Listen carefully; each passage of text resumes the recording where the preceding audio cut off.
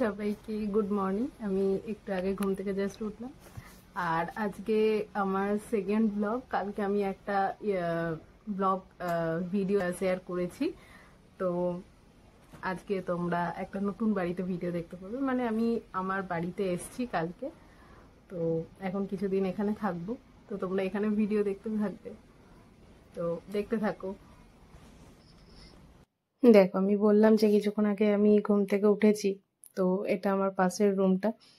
তো মা সকালে অলরেডি ক্লিন করেছিল, তারপরে ভাই যেহেতু কলেজে গেছে, বাবা কাজে গেছে, তো ওই জন্য বুঝতে পারছো বিছানা সব এলোমেলো হয়ে আছে। আর এই রুমে আমি শুই, এটা আমার রুম। তো এই রুমে বেডটা ক্লিন করা হয়নি ঘুম থেকে উঠে, তো আমি বেডটা ক্লিন করে নিলাম।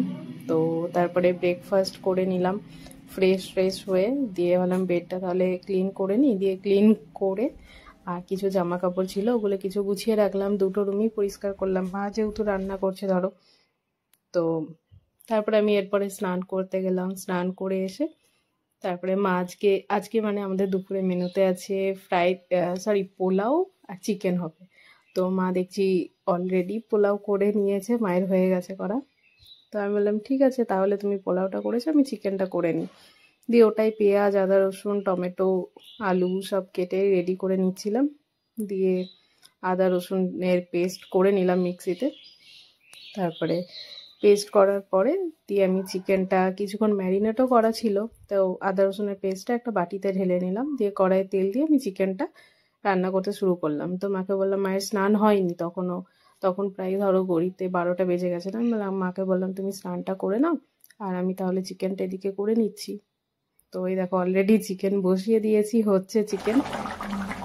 তো তারপরে পোলাও তো অলরেডি ছিল, তো আমাদের দুপুরের মেনু একদম কমপ্লিট।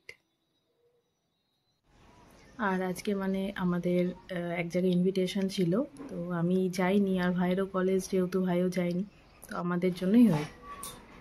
দেখো চলে এলো, নেমন্তন্ন খেয়ে চলে এসছে।